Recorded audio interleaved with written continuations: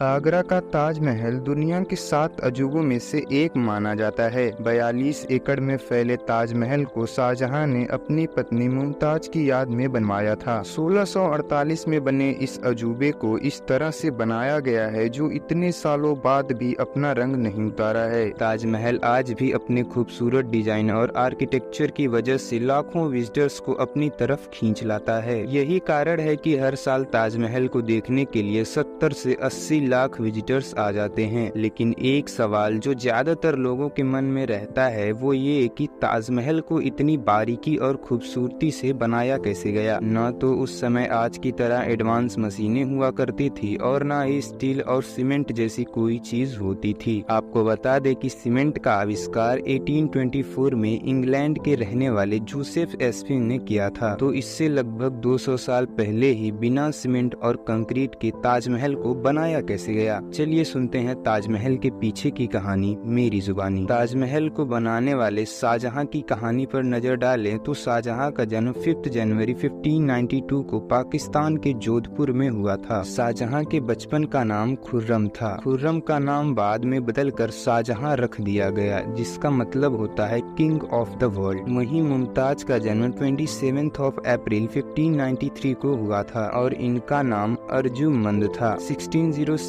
की शुरुआत में ही शाहजहां की मुलाकात मुमताज से होती है और अप्रैल 1607 में 14 साल की अर्जुमंद यानी मुमताज और 15 साल के खुर्रम यानी शाहजहां की सगाई हो जाती है। सगाई के 5 साल 3 महीने बाद 10 मई 1612 को खुर्रम और अर्जुमंद की शादी हो जाती है। उस समय शाहजहां की उम्र करीब 20 साल 3 महीने थी और मुमताज की उम्र 19 साल 1 महीने थी। मुमताज से सगाई करने के बाद शाहजहां ने एक और शादी की और एक शादी मुमताज से शादी करने के बाद की और इस तरह शाहजहां ने 3 शादियां की। लेकिन वो सबसे ज्यादा अर्जुमंद यानी मुमताज महल को ही पसंद करते थे। ऐसा बताया जाता है कि मुमताज को लड़ाई और युद्ध में काफी रुचि थी। यही कारण है कि शाहजहां कभी भी जंग लड़ने के लिए जाते थे तो मुमताज भी उनके साथ जाया करती थी। शाहजहां और मुमताज के बीच इतना लगाव था कि लोग इन्हें किस्से कहानियों में सुनाया करते थे। शाहजहां और मुमताज के टोटल 14 बच्चे थे। जून 1631 में शाहजहां और मुमताज एक युद्ध के लिए गए होते हैं। वहीं मुमताज की मौत हो जाती है during 14th child birth. Mumtaz के डॉक्टर ने उन्हें बचाने की बहुत कोशिश की लेकिन ब्लीडिंग ज्यादा होने की वजह से मुमताज नहीं बच पाई। मुमताज की मौत के बाद पूरे मुगल सम्राट में 2 साल तक गम मनाया गया था। जब इनकी मृत्यु हुई तब मुमताज करीब 38 साल की थी। इनके 14 बच्चों में से करीब 6 बच्चे बहुत ही कम उम्र में चल बसे थे, क्योंकि उस समय लोग इतने एडवांस नहीं थे, जिस वजह से बच्चों की मृत्यु दर काफी ज्यादा थी। बताया जाता है कि मुमताज जब आगरा में होती थी तब वह यमुना नदी के किनारे एक बाग में जाया करती थी और शायद यही कारण है कि शाहजहां ने वहीं पर एक इमारत बनाने की सोची। मुमताज की मौत के गम में शाहजहां बहुत ज्यादा कमजोर हो चुके थे, इसीलिए उन्होंने मुमताज की याद में ताजमहल जैसी इमारत बनाने का फैसला किया। ताजमहल के डिजाइन को कई इमारतों से इंस्पायर होकर डिजाइन किया गया था और सबको कंबाइन करके एक ऐसा स्ट्रक्चर बनाया गया। पूरी इमारत को बनाने से पहले सबसे जरूरी था ताजमहल की फाउंडेशन, क्योंकि ताजमहल को नदी के किनारे बनाना था जहां पर सिर्फ रेत ही रेत थी और पानी के बहाव का डर भी मुगल बिल्डर्स को पहले से था। ताजमहल की फाउंडेशन को बनाने के लिए सबसे पहले